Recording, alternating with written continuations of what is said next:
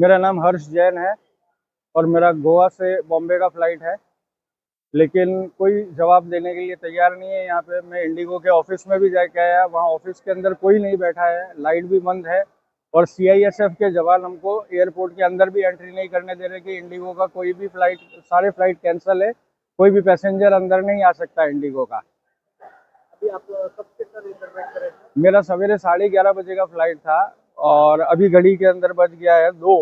मैं यहाँ पे आ गया था 9:30 बजे।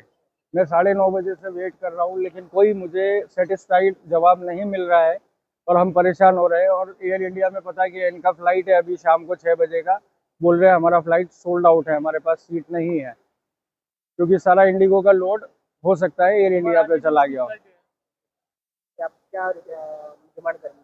हम तो यही चाहते हैं कि हमें जल्दी से जल्दी हमारे बॉम्बे पहुंचाया जाए, क्यों हमारा उससे आगे उदयपुर का कनेक्शन है वापस।